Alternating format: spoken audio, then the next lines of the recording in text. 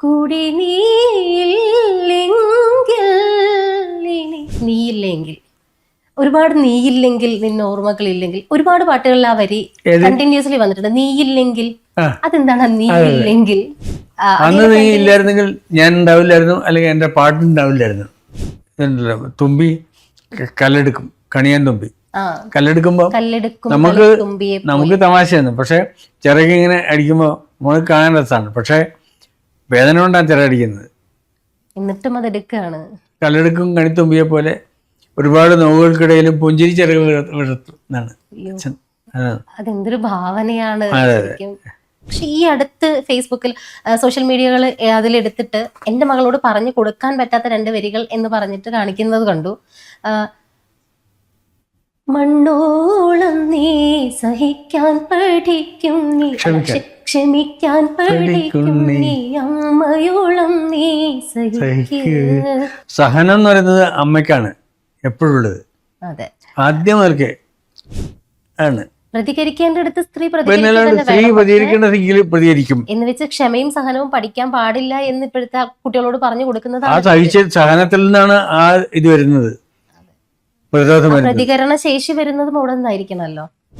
സുഗതകുമാരി ചേച്ചി പറഞ്ഞിട്ടുണ്ട്, സമാന ഹൃദയ നിനക്ക് വേണ്ടി ഞാൻ പാടുന്നു എന്നാണ്. സമാന ഹൃദയ, അതെ, നിനക്ക് വേണ്ടി പാടുന്ന.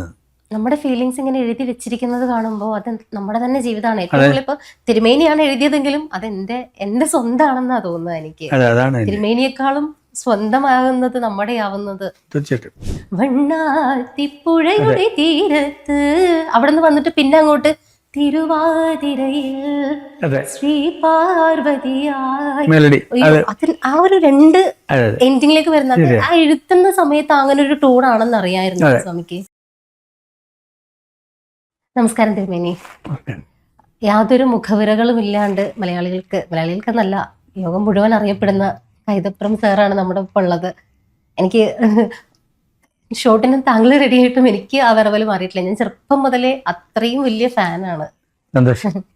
നമ്മുടെ മധുരം ജീവാമൃത ബിന്ദുവിൽ തുടങ്ങിയിട്ട് അവസാനം ഇവിടെ മിന്നൽ വള കേട്ട് കഴിഞ്ഞപ്പോൾ ഒരു ഞെട്ടലുണ്ടായിരുന്നു, അതിലേക്കുള്ളൊരു മാറ്റം ഉണ്ടായിരുന്നു. ഇത്രയും ഈ ഒരു കാലത്തിലും അത്തരം പാട്ടുകളുടെ ഒരു മിന്നൽ വളയൊക്കെ എഴുതിയത് കൈതപ്രം സാറാണ് എന്നുള്ളത് വിശ്വസിക്കാൻ പറ്റില്ല. അത് പൈനാപ്പിൾ പെണ്ണെ, അത്തരം പാട്ടുകളിലേക്ക് പോകുമ്പോ ചെറുപ്പം മുതലേ ഏറ്റവും കൂടുതൽ കേട്ടിട്ടുള്ളത് ഉണ്ണിവാവാവോ, അതൊക്കെ അതെ, ഉണ്ണിവാവാവോ, കണ്ണീർ പൂവിന്റെ, അത്തരത്തിൽ ഒരു പിടി നല്ല ഗാനങ്ങള് എവിടെ എടുത്തു നോക്കിയാല് അക്ഷരങ്ങൾ കേൾക്കുമ്പോ തന്നെ ശരിക്കും ആരുടെ എഴുത്താണ് എന്ന് മനസ്സിലാക്കുന്ന രീതിയിലുള്ള സന്തോഷമാണ്. അത്രത്തോളം അവിടുന്ന് പിന്നെ ഇപ്പോഴത്തെ കാലഘട്ടത്തിലേക്ക് വന്നപ്പോ പോലും ഇതുപോലെ മിന്നൽ വളയാണെങ്കിലും ലജ്ജാവതി ആണെങ്കിലും കരളിന്റെ കരളെ, സാറേ സാമ്പാറൊക്കെ കേട്ടപ്പോ ശരിക്കും ഞാൻ ഞെട്ടിപ്പോയി. അതും തിരുവേനിയുടെ വിരലിൽ നിന്ന് വന്ന അക്ഷരങ്ങളാണ് എന്നുള്ളത്. അപ്പൊ ഒരുപാട് പാട്ടുകൾ എപ്പോഴും നമ്മളിപ്പോ സാറേ സാമ്പാറിന്റെ ചരണം വളരെ മെലഡിയാണ്. അതെ അതെ അല്ലേ? അതെ അതെ അതാണ് മയിൽ പീലി കൊണ്ടെന്നു നീ എന്നെ മയിലാക്കി മാറ്റിയില്ലേ. അതാണ് അത് ഭയങ്കര ഒരു ഇതാ വരുന്നത്. അതെ, ഭയങ്കരമായിട്ട്. അതിപ്പോ മറ്റേ വണ്ണാത്തിപ്പുഴയുടെ തീരത്താണെങ്കിലും വണ്ണാത്തിപ്പുഴയുടെ തീരത്ത് അവിടെ നിന്ന് വന്നിട്ട് പിന്നെ അങ്ങോട്ട് തിരുവാതിരയിൽ ശ്രീ പാർവതിയായി, ആ ഒരു 2 എൻഡിങ്ങിലേക്ക് വരുന്നത് ആ എഴുതുന്ന സമയത്ത് അങ്ങനെ ഒരു ടൂണാണെന്ന് അറിയായിരുന്നു സ്വാമിക്ക്. അത്തരത്തില് എഴുതുന്ന സമയത്ത് ഇപ്പൊ വണ്ണാത്തിപ്പുഴ ആ ഒരു റിത്തമേ അതെയല്ലേ, പക്ഷെ അതിലേക്കുള്ളൊരു മാറ്റം എന്ന് പറയുന്നത് ഭയങ്കരമായിട്ട് ഒരു കാലത്ത് നമുക്ക് പകരം വെക്കാൻ ഇല്ലാത്തൊരു സാധനമാണ്. അതെ അതെ, ഞെട്ടിക്കലാണ് ശരിക്കും. അത്രയും ഇങ്ങനെ വണ്ണാത്തി അവിടെ നിന്ന് നിന്നിട്ട് പെട്ടെന്ന് തിരുവാതിരയിൽ അതിലേക്കുള്ളൊരു മാറ്റം എന്ന് പറയുന്നത് നമുക്ക് നല്ല ആസ്വാദനം. ഉറപ്പായിട്ടും അതെനിക്ക് ഭയങ്കരമായിട്ട് ചില വരികൾ ചിലപ്പോൾ നമുക്ക് ഏറ്റവും ഫേവറേറ്റ് ആവുന്നത് തന്നെ അതിന്റെ ഒരു ട്യൂൺ വേരിയേഷൻ വരുമ്പോഴായിരിക്കും. അപ്പോൾ ഏറ്റവും കൂടുതൽ എനിക്ക് തിരുമേനിയുടെ പാട്ടുകളിൽ പ്രത്യേകത തോന്നിയിട്ടുള്ളത് നീയില്ലെങ്കിൽ, ഒരുപാട് നീയില്ലെങ്കിൽ നിന്നെ ഓർമ്മകളില്ലെങ്കിൽ, ഒരുപാട് പാട്ടുകളിൽ ആ വരി കണ്ടിന്യൂസ്ലി വന്നിട്ടുണ്ട്. നീയില്ലെങ്കിൽ അതെന്താണ് നീയില്ലെങ്കിൽ? അതാണ് എപ്പോഴും അങ്ങനെ ഒരാള് ഉണ്ട്. കുറെ കവിതകളിൽ ഞാനത് ശ്രദ്ധിച്ചു. നീയില്ലെങ്കിൽ നിന്നോർമ്മകളില്ലെങ്കിൽ, പിന്നെ വരികയാണെങ്കിൽ സ്വപ്നങ്ങളില്ലാതെ പിന്നെ ഞാൻ എന്താണ് കൂടി നീയില്ലെങ്കിൽ ഇനി അതിലും നീയില്ലെങ്കിൽ വരുന്നുണ്ട്. ശരിക്ക് മനസ്സിലാണ് അവളുള്ളത്. ഒരുപാട് എണ്ണത്തിൽ വന്നിട്ടുണ്ട്. അപ്പോ അതുപോലൊരു പ്രണയം കാര്യങ്ങൾ പ്രണയമുണ്ട് ശരിക്കും, തീർച്ചയായിട്ടും. ആ പ്രണയിച്ച മോളെ പറ്റിയാണ് ഞാൻ എഴുതുന്നത് ശരിക്കും. അപ്പൊ നീ ഇപ്പോഴും എൻ്റെ കൂടെ ഉണ്ട്, നീ ഇല്ലായിരുന്നെങ്കിൽ, അല്ലെങ്കിൽ അന്ന് നീ ഇല്ലായിരുന്നെങ്കിൽ, അതാണ് എൻ്റെ കാര്യം. അവളിൽ നിന്ന് തന്നെയായിരുന്നു. അതുപോലെ ഇതല്ലേ മറ്റേ അമരത്തിലെ പാട്ടിലുണ്ട്, ഇളങ്ങൊപ്പിൽ നീ പാടാതിരുന്നെങ്കിൽ ജന്മം പഴമരമായേന്. അതെ, നീ ഇല്ലായിരുന്നെങ്കിൽ. ഒരുപാട് പാട്ടുകളിൽ അത് കേട്ടിട്ടുണ്ട്, അമരത്തിൽ കേട്ടിട്ടുണ്ട്. പിന്നെ ഇങ്ങോട്ട് വരുമ്പോ വളരെ വിശുദ്ധമായ ഒരു പ്രണയം, വളരെ മാംസനിബദ്ധമല്ലാത്ത അനുഗ്രഹം. അതെ അതെ, നീ ഇല്ലായിരുന്നെങ്കിൽ പ്രണയ മധുരങ്ങളുണ്ടോ. അതെ, പിന്നെ വേറൊരു പാട്ട് അതിലും ഉണ്ട് നീ ഇല്ലെങ്കിൽ. പിന്നെ വന്നിട്ട് ബോഡി ഗാർഡിലും വരുന്നുണ്ട്. ബോഡി ഗാർഡ് സിനിമയിൽ ദിലീപിന് വേണ്ടിയിട്ടുള്ള ഒരു സിനിമയിൽ വരുന്നുണ്ട്, നീ ഇല്ലെങ്കിൽ വസന്തം വെറുതെ വെറുതെ. അപ്പൊ ഒരുപാട് നീ ഇല്ലെങ്കിൽ കേട്ടിട്ടുണ്ട്. അന്ന് നീ ഇല്ലായിരുന്നെങ്കിൽ ഞാൻ ഉണ്ടാവില്ലായിരുന്നു, അല്ലെങ്കിൽ എന്റെ പാട്ടുണ്ടാവില്ലായിരുന്നു. അവിടെ ഒരു മൂകാംബിക ക്ഷേത്രത്തിന്റെ ഒരു കഥ കൂടി കേട്ടിട്ടുണ്ട്. മൂകാംബിക അമ്മയുടെ അടുത്ത് ചെന്നിട്ട് അമ്മ അക്ഷരങ്ങൾ തന്നത്, അതൊന്ന് ചെറുതായിട്ട് വിശദീകരിക്കാം. ഞാൻ സത്യമാണ്, കാരണം ഞാൻ ഇപ്പോഴും അമ്മയാണ് എൻ്റെ മനസ്സിൽ ഇപ്പോഴും. ഞാൻ തന്നെയാണ് ഭഗവാൻ അല്ലെങ്കിൽ ഈശ്വരൻ, ശരിയാണ്. പക്ഷേ അമ്മ അത് വേറെയാണ്, അത് അമ്മ മൂകാംബികയാണ്. എല്ലാ ദേവീക്ഷേത്രവും എല്ലാ ദേവിമാരും എൻ്റെ അമ്മ തന്നെയാണ്. പക്ഷേ അവിടെ പോകുമ്പോഴും ഭയങ്കര സമർപ്പണത്തിൻ്റെ ഞാൻ ഭയങ്കര പരാജയങ്ങളിൽ നിന്ന് ഞാൻ പോയത് അമ്മയുടെ അടുത്തേക്കാണ് പോയത്. ചിലപ്പോൾ അന്ന് ആ യാത്രയിലാണ് ഞാൻ അമ്മയുടെ അടുത്ത് നിരാധാരനായിട്ട് ആരും ഇല്ലാത്ത ഒരാളായിട്ടാണ് ഞാൻ പോയത്. അന്ന് എന്നിലാകെ 13 ഉറുപ്പിക കൊണ്ടുണ്ടായിട്ടുള്ളൂ. അന്ന് ഞാനത് അമ്മയുടെ അടുത്ത് ഒരു പ്രദർശനം കഴിഞ്ഞപ്പോൾ എവിടെയോ വെച്ച് അമ്മ എനിക്ക് തിരുമധുരം തന്നു ഞാൻ വിശ്വസിക്കുന്നു, അക്ഷരങ്ങളായിട്ട്. അതാണ് എൻ്റെ എഴുത്ത്. അതിനുശേഷമാണ് ഞാൻ എഴുതാൻ തുടങ്ങിയത്. പദ്യം അതിനു മുമ്പ് എഴുതിയിട്ടേ ഇല്ല, എനിക്കറിയാം. അതിനുശേഷമുള്ള എഴുതി തുടങ്ങിയപ്പോ അമ്മയുടെ ഒരു ഇത് തന്നെയായിരുന്നു, ചൊരിയായിരുന്നു, മഴയായിരുന്നു. എന്റെ ഫസ്റ്റ് പാട്ടിലും അത് വന്നു, ദേവദുന്ദുഭി. അതിലും ഉണ്ടല്ലോ നാദലയം, സൗവർണികാതീര ഭൂവിൽ പൂവിടും നവമല്ലികാരതകളിൽ സർഗോന്മാദസ്തുതികളെ. മൂകാംബിക അമ്മ തന്നെയാണ്. അപ്പൊ ദാസേട്ടൻ ചോദിക്കുകയും ചെയ്തു, പാടുമ്പോ ദാസേട്ടൻ എന്നോട് പറഞ്ഞു, മോനെ നീരവഭാവം മരതകമണി എന്ന് പറഞ്ഞപ്പോ ഇത് അമ്മയെ കുറിച്ചല്ലേ മോനെ ചോദിച്ചല്ലോ. ദാസേട്ടൻ ചോദിച്ചു, എല്ലാ എഴുത്തുകളിലും തിരുമേനിയുടെ ജീവിതമുണ്ട്. അതാണ്, മൂകാംബിക അമ്മയുണ്ട്, പ്രണയമുണ്ട്, യഥാർത്ഥമായിട്ടുള്ള സത്യമാണ്. എല്ലാം ജീവിതമാണ്. എപ്പോഴും ഞാൻ 10-15 കൊല്ലം ശാന്തി വെച്ചിട്ടുള്ള, എപ്പോഴും ആസ്തികനായിട്ട് ജീവിക്കുന്ന ആളാണ്. പക്ഷേ ഞാൻ വിശ്വസിക്കുന്നത് സ്നേഹമാണ് വിശ്വസിക്കുന്നത്. അപ്പോൾ എൻ്റെ പ്രാർത്ഥനയിൽ ഒരിക്കലും എൻ്റെ മനസ്സ് നിർമ്മലമാവണമെന്നാണ് ഞാൻ പ്രാർത്ഥിച്ചിട്ടുള്ളത്. എപ്പോഴും എനിക്ക് എന്തൊക്കെ കിട്ടണമെന്ന് ഇന്നും അന്നും പ്രാർത്ഥിച്ചിട്ടില്ല. വേദന കൊണ്ട് ഞാൻ വിഗ്രഹം കെട്ടിപ്പിടിച്ച് കരഞ്ഞിട്ടൊക്കെ ഉണ്ട്. പക്ഷേ അപ്പോഴും എൻ്റെ ഭഗവാനെ എൻ്റെ മനസ്സ് നിർമ്മലമാവണമെന്ന് ഞാൻ പറഞ്ഞിട്ടുള്ളൂ. ആ നൈർമല്യം നമുക്ക് എല്ലാ എഴുത്തുകളിലും കാണാം, ഓരോ വരികളിലും. നിർമ്മലമാകുമ്പോഴേ അവിടെ ഭഗവാൻ ഉണ്ടാവുള്ളൂ. അതാണ് വിവേകാനന്ദൻ പറഞ്ഞത്.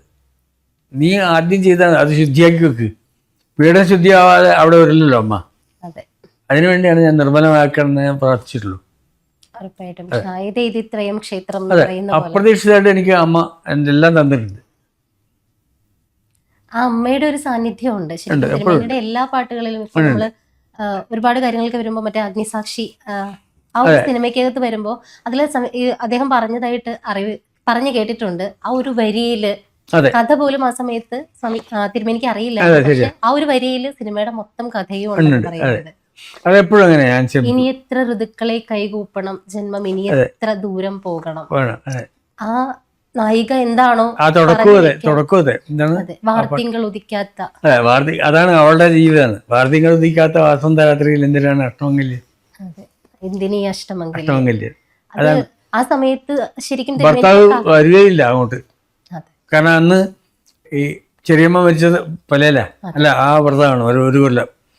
അപ്പോൾ കാണുകയില്ല. കല്യാണം കഴിഞ്ഞ ഉടനെ അത്തരത്തിൽ മാറേണ്ടി വരുമ്പോൾ പിന്നെ എനിക്ക് കഷ്ടമെങ്കിൽ ചോദിക്കുന്നത് ശരിക്കും ആ സമയത്ത് തീം ഇതാണെന്ന് പറഞ്ഞിരുന്നോ? അതുണ്ടാവും, അത് പറയും. പക്ഷെ ആ ഒരു 2 വരിക്കകത്തായിരുന്നു. പക്ഷേ ആ കഥ എനിക്ക് ബൈഹാർട്ടാണ്. എനിക്ക് അത്ര ഇഷ്ടപ്പെട്ട നോവലാണ് അഗ്നിസാക്ഷി. അഗ്നിസാക്ഷി. അതൊക്കെ അതുപോലെയൊക്കെ എഴുതാൻ ഇനി ലോകത്തിലേക്ക് ആരും പുതിയതായിട്ട് പിറവി കൊള്ളുന്നു തോന്നുന്നില്ല. അത്രയും മനസ്സിലുണ്ടെങ്കിൽ പിന്നെ ഇന്ന് എൻ്റെ ആ ഒരു പവിത്രത എന്ന് പറഞ്ഞ് ഞാൻ സൂക്ഷിക്കുന്നതുകൊണ്ടാണ് എനിക്കിപ്പോഴും പുതിയ പുതിയ ജീവിതത്തിൽ പുതിയ നന്മകൾ ഉണ്ടായിക്കൊണ്ടിരിക്കുന്നത്. ഉറപ്പായിട്ട്. ഉറപ്പാണ്. എന്തായാലും അന്നത്തെ കാലത്ത് ഒരു ജീവിതത്തിൽ ഒരു പെൺകുട്ടിയെ ഞാൻ കരയിച്ചിട്ടില്ല. എന്നെ ഇഷ്ടപ്പെട്ടിട്ടുള്ള പ്രണയിനിയെ പോലും ഞാൻ പിന്നെ അനാവശ്യമായിട്ടൊന്നും സ്പർശിച്ചിട്ടില്ല അവിടെ.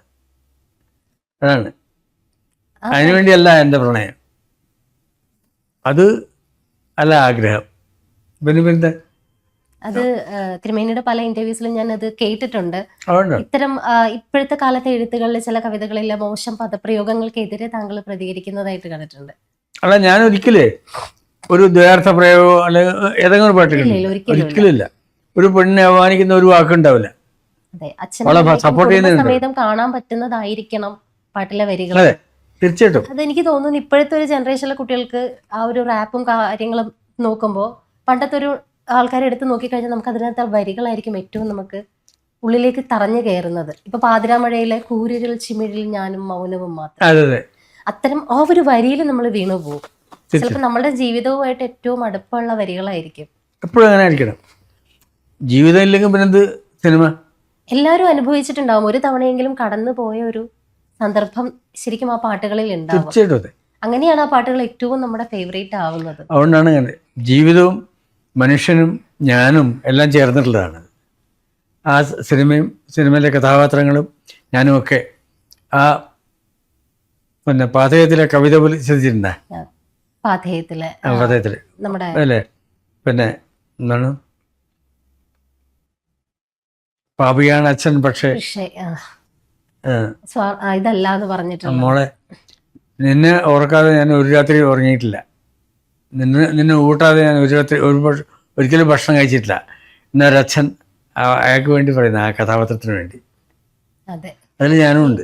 ഈ അച്ഛൻ എന്ന് പറയുന്ന സങ്കല്പത്തിലേക്ക് വരുമ്പോൾ ഒരുപാട് അച്ഛൻ, സൂര്യനായി തഴുകി ഉറക്കമുണർത്തുമൻ, അത്തരം അച്ഛനോട് ഭയങ്കര ഒരു അറ്റാച്ച്മെന്റ് ആയിരുന്നു. എല്ലാവർക്കും അച്ഛൻ എപ്പോഴും പക്ഷേ അച്ഛനോട് ഭയങ്കര തീർച്ചയായിട്ടും.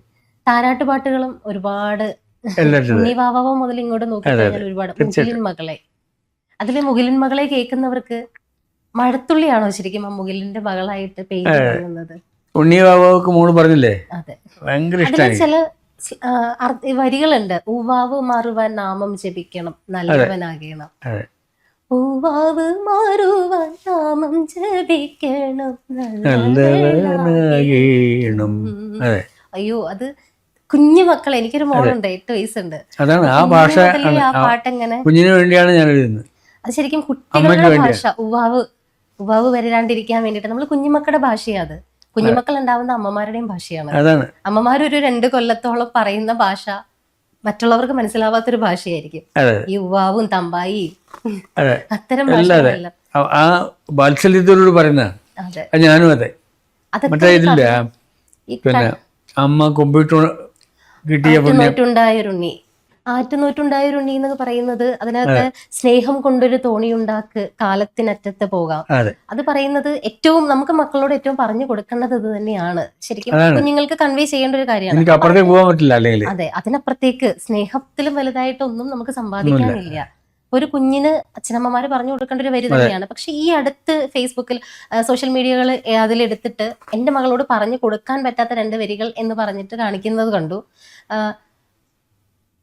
മണ്ണോളം നീ സഹിക്കാൻ പഠിക്കും, നീ ക്ഷമിക്കാൻ പഠിക്കും, നീ അമ്മയോളം നീ സഹിക്കുക. സഹനം എന്ന് പറയുന്നത് അമ്മയ്ക്കാണ് എപ്പോഴുള്ളത്. അതെ, ആദ്യം മുതൽക്കേ ഭർത്താവിനോടായാലും പിന്നെ മോനോടായാലും ലോകത്തിനോടായാലും ഒക്കെ അവരൊരിക്കലും ഫൈറ്റ് ചെയ്യാൻ പോകാറില്ല, അവർ സഹിക്കലിനാണ്. അമ്മയുടെ സഹനവും സ്ത്രീയുടെ ക്ഷമയുമാണ് അതിൽ പറയുന്നത്. പക്ഷെ ഇപ്പോഴത്തെ ഒരു കാലഘട്ടത്തിലെ ചിലരെങ്കിലും അതെടുത്തിട്ട് എന്റെ കുഞ്ഞ് അങ്ങനെ ആവരുത്, ഇപ്പോഴത്തെ ഒരു കാലഘട്ട വ്യത്യാസമില്ല. എനിക്ക് ഓണം വരുമ്പം ഈ ഓണം വരുമ്പോഴേക്കും ഉടനെ ഈ മാവുമ്പിൽ അവ ഉണങ്ങി പോവോ? ഇല്ലല്ലോ, ഇല്ല, ഒരിക്കലും ഇല്ല. പൂക്കും. അതുപോലെ തന്നെയാണ് ക്ഷമയും സഹനവും എന്റെ ഒരു ആസ്പെക്റ്റിലും അത് ഏറ്റവും വേണ്ടത് തന്നെയാണ്. സഹിക്കാനും പഠിച്ചു കഴിഞ്ഞാല് നമുക്ക് ഒരുപാട് കാര്യങ്ങൾ. എപ്പോഴും അമ്മ സഹിച്ചോണ്ടാണ് ചെയ്യുന്നത്.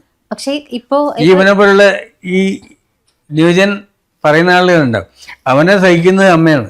അതെ, പക്ഷെ ന്യൂജൻ ഇപ്പൊ പറഞ്ഞതുപോലെ ന്യൂജൻ ആൾക്കാർ സോഷ്യൽ മീഡിയയിൽ എന്ത് കാര്യമാണ് കറന്റ്ലി അങ്ങനെ ന്യൂജൻ. ഞാൻ അങ്ങനെ ന്യൂജന് വേണ്ടി എഴുതുന്ന ആളെന്നല്ല, ഞാൻ എല്ലാവർക്കും വേണ്ടി എഴുതുന്നതാണ്.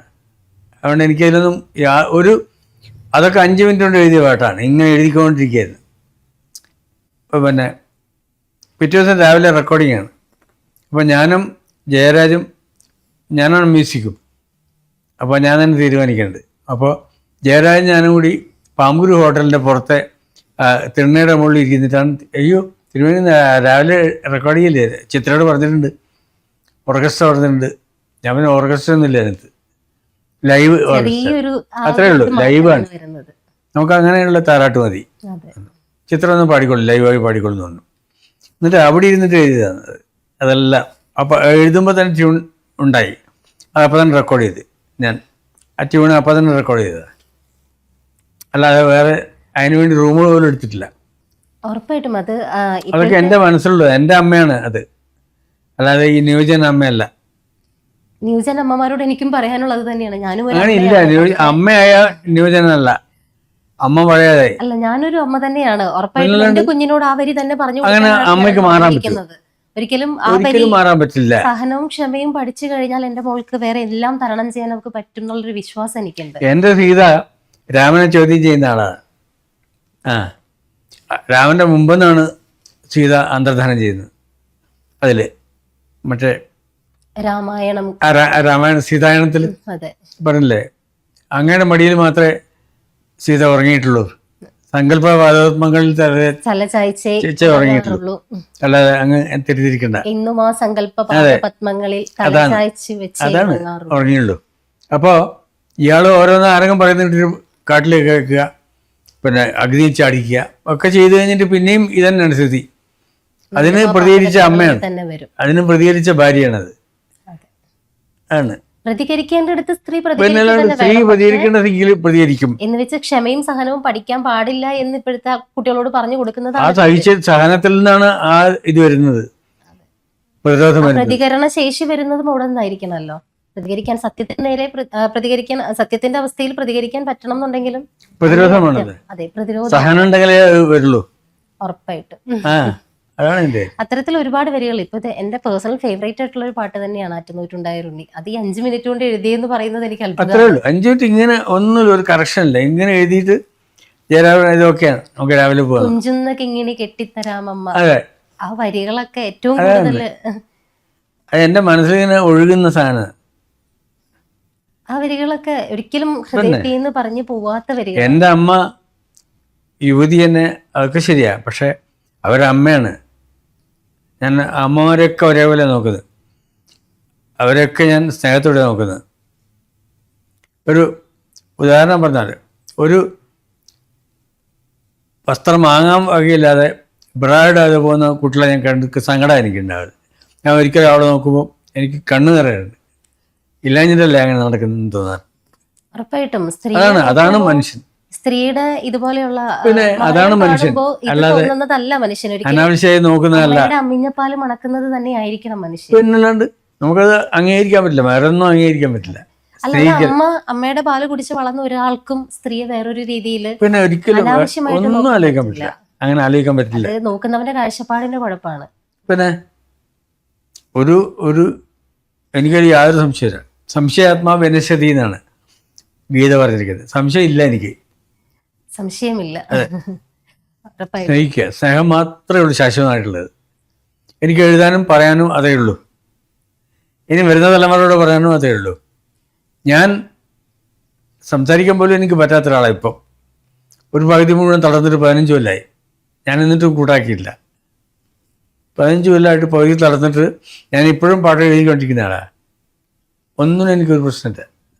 അമ്മ മൂകാംബിക തന്നെ എഴുതിയിരിക്കുന്ന കാര്യമാണ്. മൂകാംബികയുടെ വിളക്ക് കടാവിളക്കായിട്ട് എൻ്റെ വീട്ടിൽ 25 കൊല്ലമായി കത്തുന്നുണ്ട്. എനിക്കറിയാമത്, അതെ, ഞാൻ വന്നിട്ടുണ്ട് ഒരിക്കലും. അത് വെറുതെ പറയുന്നൊന്നുമല്ല, അതങ്ങനെ നിൽക്കുന്നത് എപ്പോഴും. രാത്രി പോലും ഞാൻ പുറത്തേക്ക് ഇറങ്ങുമ്പോൾ ഇങ്ങനെ ബാത്റൂമിലേക്ക് പോകുമ്പോൾ ഇങ്ങനെ നോക്കും അമ്മയുടെ വിളക്കുണ്ടത്. അതൊക്കെ അങ്ങനെ സിൻസിയറായിട്ടുള്ള സംഭവമാണ്. ഞാനും പഠിക്കുന്ന സമയത്തൊക്കെ ഏറ്റവും വലിയ ആഗ്രഹമായിട്ട് പറഞ്ഞിട്ട് എൻ്റെ പിറന്നാളുടെ ദിവസമായിരുന്നു ഒരിക്കൽ വന്നത്. അതാണ് ആ സിൻസിയറിറ്റിയാണ് ഞാൻ കാത്തിരിക്കുന്നത്, ആ കാത്തു സൂക്ഷിക്കുന്നത്. അതാണ് അടുത്ത തലമുറയ്ക്ക് വേണ്ടിയാണ് ഞാൻ എഴുതുന്നത്, എനിക്ക് വേണ്ടിയല്ല. കഴിഞ്ഞു അതല്ല. ഇത്തരം തുറന്നു പറച്ചിലുകൾ ഇപ്പോൾ ഞാൻ പണം ഉണ്ടാക്കാൻ വേണ്ടിയല്ല എഴുതുന്നത് ഇപ്പോഴും. ഇപ്പൊ ദിലീപ് വിഷയത്തിലും ഒരിക്കൽ പറഞ്ഞിട്ടുണ്ട്, ദിലീപ് ഗുരുത്വദോഷം കാണിച്ചു അല്ലെങ്കിൽ ഗുരുത്തക്കേട് കാണിച്ചു എന്ന് പറഞ്ഞിട്ടൊരു സ്റ്റേറ്റ്മെന്റ്. അല്ല, അതിനയാൾ എന്നോട് മാപ്പ് പറഞ്ഞു. പിന്നീട് വന്നു എനിക്ക് ഇപ്പൊ ഒന്നുമില്ല, ഒരു പ്രശ്നമില്ല. തെറ്റ് വന്നാൽ തെറ്റിന്ന് പറയണം, എന്നാ കഴിഞ്ഞതല്ല. തെറ്റേറ്റ് പറയാൻ പറ്റുന്നത് ഒരു വലിയ ക്വാളിറ്റി തന്നെ. എന്നോട് പറഞ്ഞു ഞാൻ അങ്ങനെ ചെയ്തിട്ടില്ല. ശരി, സമ്മതിച്ചു. എന്നെ ഫോണിൽ വിളിച്ചിട്ട് പറഞ്ഞു, എൻ്റെ കാതിലിങ്ങനെ പറഞ്ഞു ഞാൻ അങ്ങനെ ചെയ്തിട്ടില്ല എന്ന് പറഞ്ഞു. ഓക്കെ മോനെ, ഓക്കെ. എനിക്ക് ഇപ്പോഴും ഒരു ഇതുമില്ല, ആരോടുമില്ല. എന്തിനത് അപ്പോൾ പെട്ടെന്ന് ഉണ്ടാകുന്ന അത് ഒരു ഇന്റർവ്യൂവിൽ പെട്ടെന്ന് പറഞ്ഞു പോയി മാത്രമേ ഉള്ളൂ. ഒരാളെയും ദ്വേഷിക്കാറില്ല ഞാൻ. അല്ല, അതിൽ രണ്ടുപേരുടെയും ഭാഗത്ത് ശരിക്കും തെറ്റ് ഏറ്റു പറയാൻ പറ്റുന്നത് ഏറ്റവും വലിയ ക്വാളിറ്റിയാണ്. ആരാണെങ്കിലും അതിനോട് ക്ഷമിക്കാൻ പറ്റുന്നത് അതിലും വലിയൊരു ക്വാളിറ്റി. പിന്നെ അതാണ് ക്ഷമിക്കാൻ പഠിക്കുണ്ണി അമ്മയോളം. അത് ഒരുപാട് വരികൾ എനിക്ക് പേഴ്സണൽ ഫേവറേറ്റ് ആയിട്ട് ഇപ്പൊ എടുത്ത് പറയാൻ പറ്റില്ല, അത്രയും. കണ്ണീർ പൂവിന്റെ അതൊക്കെ അതിലുണ്ട്. ഉണ്ണിക്കിടാവിന് നൽകാൻ അമ്മ നെഞ്ചിൽ പാലാഴി ഏന്തി. അതെന്റെ ശരിക്കും ഒരു അമ്മയായ സമയത്ത് ഏറ്റവും കൂടുതൽ മനസ്സിലായ ഒരു വരികളാണത്. ഏറ്റവും കൂടുതൽ ആ സമയത്ത് ഇപ്പോ ഞാനൊക്കെ എൻ്റെ ഒരു കുട്ടിയെ എനിക്ക് അവമാനിക്കാൻ പറ്റില്ല, വാക്കുകൊണ്ടോ പ്രവൃത്തി കൊണ്ടോ അവമാനിക്കാൻ പറ്റില്ല. മറ്റൊരു പേഴ്സണൽ ഫേവറേറ്റ് ആണ് മറ്റേ എങ്ങനെ ഞാൻ ഉറക്കേണ്ടു. അതെ, എങ്ങനെ ഞാൻ ഉറക്കേണ്ടു, എങ്ങനെ ഞാൻ ഉണർത്തേണ്ടു, എൻ മനത്തിൻ അലീലയിൽ പള്ളി കൊള്ളും കണ്ണനുണ്ണി. എന്റെ മനസ്സിലാണ് മോനെ നീ. എന്റെ ദൈവം, എന്റെ ഈശ്വരൻ എന്റെ ഉള്ളിലാണ്. ഹൃദയത്തിൽ ഇങ്ങനെ നിറഞ്ഞു. എനിക്കത് പറയാൻ ഒരു മടിയില്ല. ഞാൻ പുറത്തുള്ള ഈശ്വരനെ കാണുന്നുണ്ടെങ്കിൽ അത് എൻ്റെ ഉള്ളിലുള്ള ഈശ്വരനെ കാണാൻ വേണ്ടിയാണ്. ഗുരുവായൂരപ്പനെ കാണുന്നത് എൻ്റെ ഉള്ളിലുള്ള കാണാൻ വേണ്ടിയാണ്, നേരിട്ട് കാണാൻ വേണ്ടിയാണ്. അല്ലാതെ ഭഗവാനെ നേരിട്ട് വേറെ ഒരു വ്യാമോഹം എനിക്കില്ല. എങ്ങനെ ഞാൻ ഉറക്കേണ്ടു എന്ന് ചോദിക്കുമ്പോ ഉള്ളിൽ എപ്പോഴും തെളിഞ്ഞു നിൽക്കുകയാണ്. എന്റെ ഉള്ളിലാണ് നീ. ഇപ്പൊ ശരിക്കും എനിക്ക് അത് ഏറ്റവും കൂടുതൽ റിലേറ്റ് ചെയ്തിട്ടുള്ളത്, കുഞ്ഞായിരിക്കുമ്പോ മോളെ ഉറക്കി കിടത്തിയിട്ട് പോകാം എന്ന് വിചാരിക്കും. പക്ഷെ ഇടയ്ക്കിടയ്ക്ക് ഇങ്ങനെ അവള് കെട്ടിപ്പിടിച്ച് കിടക്കുമ്പോൾ ഒരിക്കലും എണീറ്റ് പോകാൻ തോന്നുന്നു. അതാണ് അമ്മ. അങ്ങനെ അത് ആ മുഖം കണ്ടുകൊണ്ടിരിക്കാൻ തോന്നുന്നു. നമുക്ക് ഉറക്കമില്ലാത്ത രാത്രികളിലൊക്കെ ചിലപ്പോ കുഞ്ഞുറങ്ങിയിട്ടൊന്ന് ഉറങ്ങാമെന്ന് വിചാരിച്ചിരിക്കുന്ന ദിവസങ്ങളുണ്ട്. പക്ഷെ ആ കുഞ്ഞു മുഖം ഉറങ്ങിക്കിടക്കുമ്പോ നമുക്ക് ഉറങ്ങാൻ പറ്റില്ല. അത് നോക്കിയിരിക്കുന്നതാണ് ഒരു അമ്മയുടെ ഏറ്റവും വലിയ സ്വർഗം എന്ന് പറയുന്നത്. ആ ഒരവസ്ഥയൊക്കെ ശരിക്കും വരികളിൽ ചില ഞാൻ ഇപ്പൊ ഇതൊന്നും ഞാൻ മാത്രമല്ല ചെയ്തിരിക്കുന്നത്. എൻ്റെ മുൻഗാമികളുടെ എത്രയോ ആൾക്കാർ, എൻ്റെ പിൻഗാമികളും ഇതുപോലെ എഴുതുന്ന ആൾക്കാരുണ്ട്. അവരൊക്കെ ഇങ്ങനെ ചെയ്തുള്ളൂ.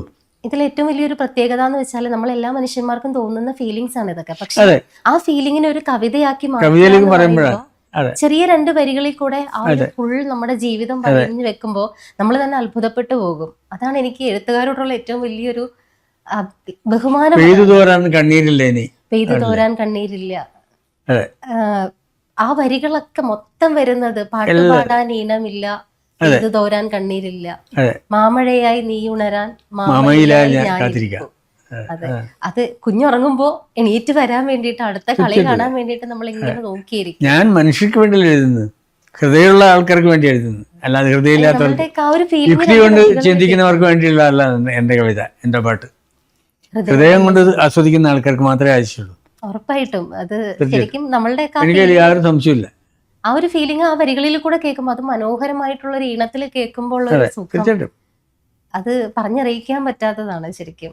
അതിനപ്പുറത്തേക്ക് ഒരുപാട് പാട്ടുകൾ വന്നത്.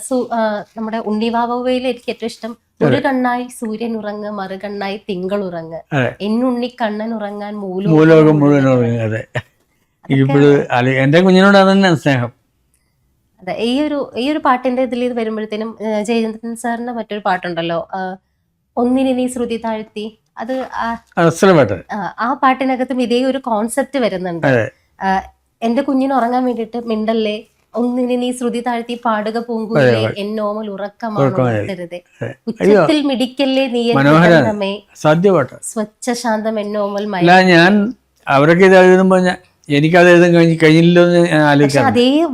അതേ കോൺസെപ്റ്റ് തന്നെ ഇവിടെയും വരുന്നുണ്ട്. എല്ലാവരും ഉറങ്ങിക്കോ, എന്റെ മോൻ ഉറങ്ങാണ്, എന്റെ കുഞ്ഞ് ഉറങ്ങാണ്, ആരും ഹൃദയം പോലും ഇടിക്കല്ലേ എന്ന് അപ്പുറത്ത് അവരത് പറയുമ്പോ താങ്കളും പറയുന്നത് അത് തന്നെയാണ്. സൂര്യനും ചന്ദ്രനും ഒക്കെ ഇറങ്ങിക്കോ. ഞാൻ അതെ.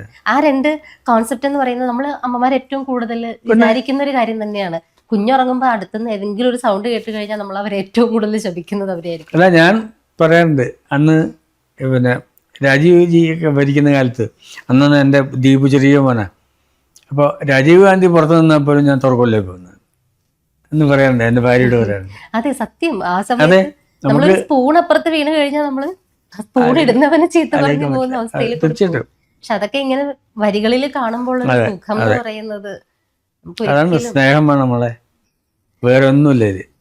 അതല്ല ഇങ്ങനെ അടുത്ത് മാറ്റിയാൽ പിന്നെ ഒന്നുമില്ല അതിനകത്ത്.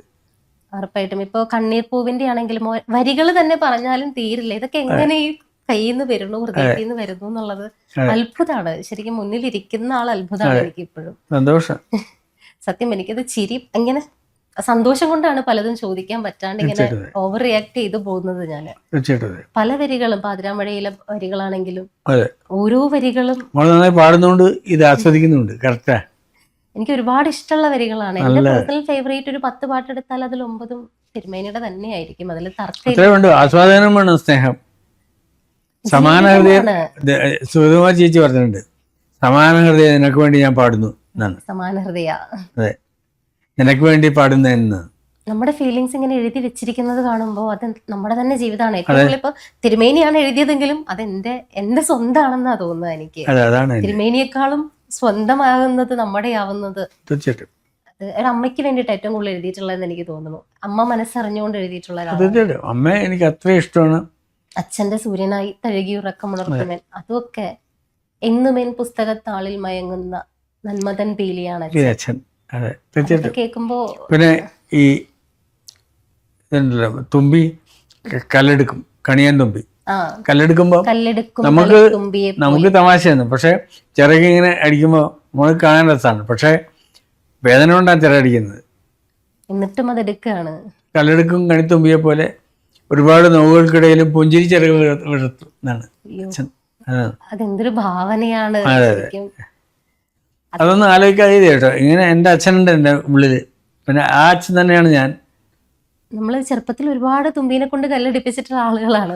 വേദന കൊണ്ട്. പക്ഷെ ഇതാണ് അതിന്റെ സംഭവം അറിയില്ല. അത് കവിതയായിട്ട് മാറുമ്പോഴൊരു പിന്നെ വരികളിലേക്ക് വരുന്നത് താങ്ങാനാവാതെ കല്ലെടുത്ത് ജീവിതത്തിന് ഭാരം എടുത്തോണ്ട് നിൽക്കുക. അത് എന്നിട്ടും കാണുന്നവർക്ക് പുഞ്ചിരിയാണത്. നമ്മൾ കാണുന്നവർക്ക് അത് പുഞ്ചിരിച്ചിറക്കുന്നത് നമുക്ക് തോന്നുന്നു ചിരിപ്പിക്കുകയാണ്. അതെ, അതാണ്. അല്ലാതെ എല്ലാവർക്കും സന്തോഷം കൊടുക്കുകയാണ്. ഈ വരികൾ കാണുന്നവർക്കും നമ്മൾക്ക് ഈ പാട്ടായിട്ട് വരുന്നതും ലോകത്തിന് മുഴുവൻ സന്തോഷം തരുന്ന ഒരു കാര്യം തന്നെയാണ്. ഇപ്പോ ചോദിച്ചു കഴിഞ്ഞാൽ ഇപ്പൊ എന്നോട് ഈ ചോദ്യം തിരിച്ചു ചോദിച്ചാൽ എനിക്ക് അറിയില്ല. തിരുമേനിയുടെ ഏറ്റവും പേഴ്സണൽ ഫേവറേറ്റ് ഏതാന്ന് എന്നോട് ചോദിച്ചാൽ എനിക്കറിയില്ല സത്യത്തിൽ. എനിക്ക് ഏതാ ഫേവറേറ്റ് എന്ന് ചോദിച്ചാൽ. പക്ഷെ തിരുമേനി എഴുതിയതിൽ തിരുമേനിക്ക് ഏറ്റവും അങ്ങനെ എടുത്തു പറയാൻ ഒരുപാടുണ്ടാവും. എനിക്ക് ഒരിക്കലും പട്ടികപ്പെടുത്താൻ പറ്റാത്തത്രയുള്ള ഒരാളാണ്. പക്ഷെ ഒരെണ്ണം ഞാൻ ആൾക്കാർ അത്ര ശ്രദ്ധിക്കില്ല എന്ന് എനിക്ക് തോന്നുന്ന ഒരു പാട്ട് ഞാൻ പറയാം. നീ കാണുമോ എനിക്കത് ഭയങ്കര ഇഷ്ടം. എന്റെ ഉൾക്കടൽ എനിക്കറിയില്ല. നീ കാണുമോ ഉൾക്കടൽ സഖി നീ അറിയുമോ. അത് അവളുടെ തന്നെയാണ്.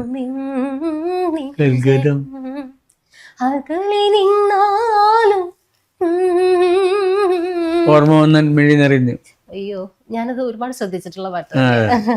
ഇഷ്ടമുള്ള ഓർമ്മ വന്നൻ മിഴി നിറഞ്ഞു നീ കാണുമോ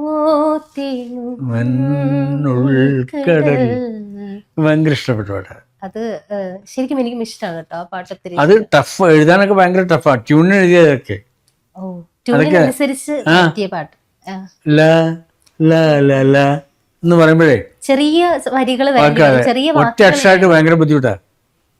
ഇപ്പുറത്ത് സാഹിത്യം അതിനോട് കണക്ട് ചെയ്യണ്ടേ.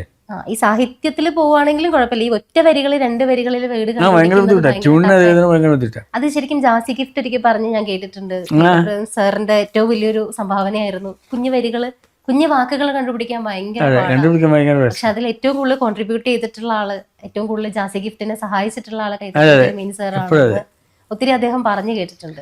അപ്പൊ നമ്മള് കേൾക്കുന്നവർക്ക് അത് അത്രേ ഉള്ളൂ, വാടാ പോടാ അതത്രേ ഉള്ളൂ. പക്ഷെ ചെറിയ വരികൾ കവിതയാക്കാനാണ്, വാക്കുകൾ കവിതയാക്കാൻ ഭയങ്കര ബുദ്ധിമുട്ടാണ്. ഭയങ്കര പതുക്കെ പോകുന്നൊരു അതാണ്. തൂമഞ്ഞൻ നെഞ്ചിലൊതുങ്ങി മുന്നാഴിക്കനവ്, ഒരു മഞ്ഞൂരിലെ മുന്നാഴി കനവുകൾ അതിന് താങ്ങി നിൽക്കുന്നത്. അതും എടുത്തു നോക്കിയാൽ കുഞ്ഞു കുഞ്ഞു കുഞ്ഞു കുഞ്ഞു വാക്കുകൾ ചേർത്തിട്ടാണ് ഇത്രയും തേനോലും, അതും ഒറ്റ വാക്കാണ്, ഒറ്റ അക്ഷരം. അത് പക്ഷെ ഈ മീറ്ററിൽ പിടിക്കും. അതെ, സാന്ത്വനമായി ആലോലം കാറ്റ്, സന്ധ്യാരാഗവും തീരവും വേർപിരിയും വേളയിൽ എന്തിനിന്നും വന്നു നീ പൂന്തിങ്കളേ. അല്ലേ? ഉറപ്പായിട്ടും. നീ എന്തിനാ ഇപ്പൊ വന്നത്? എനിക്ക് സഹിക്കാൻ പറ്റാത്ത സമയമാണ്, നിന്നെ ആസ്വദിക്കാൻ എനിക്ക് പറ്റില്ല, നീ പോയാട്ടെ. തിങ്കളോട് വേദനയുടെ വേർപാടിന്റെ പാരമ്യതയിൽ നിൽക്കുമ്പോ വന്നു കഴിഞ്ഞാൽ ചെറുത്ത് പിടിക്കാൻ പറ്റില്ല എനിക്ക്, എന്തിനാ വന്നത് ഒക്കെ ഹൃദയം കൊണ്ട് ചോദിക്കുന്ന കാര്യങ്ങളാണ്. പൂത്ത് നിന്ന കടമ്പിലെ പുഞ്ചിരിപ്പൂ മുത്തുകൾ, രാമപ്പന്തലിൽ വീണുപോയെന്നോ. അതെ, ഇത്ര നമ്മള് സ്നേഹിച്ചു നിൽക്കുന്ന സാധനം താഴെ വീണുപോയി. അത്തരം ഭാവനകളൊക്കെ ശരിക്കും പ്രമദവനത്തിലേക്ക് തിരിച്ചു വന്നു കഴിഞ്ഞാൽ തിരുമേനിയുടെ പാട്ടുകൾ എടുക്കുമ്പോൾ പ്രമദവനം അസല് 2 ഇതിഹാസമാണ് അതിൽ പറഞ്ഞിരിക്കുന്നത്. ഒന്ന് രാമായണവും ഒന്ന് മഹാഭാരതവും അല്ലേ? അതെ അതെ, 2 സരയൂ നദിയും പിന്നെ യമുനാ നദിയാണ്. അതാണ് അതിന്റെ ശക്തി. ഒരു ശരിക്കും ഒരു വലിയൊരു കാണ്ഡം തന്നെ എഴുതി വെച്ചിട്ടുണ്ട്. അതെ, വിഷയം അത് വെറുതെ ആൾക്കാർ ഹിറ്റായിട്ട് പാടുമ്പോൾ അവരറിയാതെ ഇതും പാടുന്നുണ്ട് രൂപപ്പെടുത്തൽ. 2 വലിയൊരു ഇതിഹാസങ്ങളാണ്. ഏതേതോ കഥയിൽ, അതാണ് സരയുവിൽ ഒരു ചുടും എഴുന്നീർക്കണമായി ഒഴുകിയ ഞാൻ. നിളയുടെ അതെ, അത്തരം കാര്യങ്ങളിലേക്ക് പോകും. അതാണ് എല്ലാം അങ്ങനെയാണ്. ഒരു ഓടകൊള്ളായിട്ട് ഒഴുകിയ ഞാൻ. സരയുവിൽ ഒരു ചെറുമിഴിനീർക്കണമായി ഞാൻ. അത്തരം വരികളൊക്കെ പ്രമദവനത്തിനൊക്കെ പകരം വെക്കാൻ ഒന്നുമില്ല എന്നുള്ളതാണ്. പക്ഷെ അപ്പൊ എടുത്തു നോക്കുമ്പോ അടുത്ത പാട്ട് വരും കണ്ണീർപ്പൂവിന്റെ. അത് കമ്പയർ ചെയ്യാൻ പറ്റില്ല, ഏത് തട്ടിനാണ് ഭാരം കൂടുതലെന്ന് നമുക്ക് ഒരിക്കലും മനസ്സിലാവാത്ത കാര്യങ്ങളാണ്. എല്ലാ കൈൻഡ് ഓഫ് സോങ്സും തിരുമേനിയുടെ കയ്യിൽ ഭദ്രാണെന്നുള്ളതാണ്. ഇപ്പോ ഇതില് പറയുന്നതാണെങ്കിലും ഏറ്റവും അമ്മയുടെ കാരുണ്യം മിന്നൽ വളയിലേക്കൊക്കെ വന്നപ്പോ ശരിക്കും ഞെട്ടിപ്പോയി.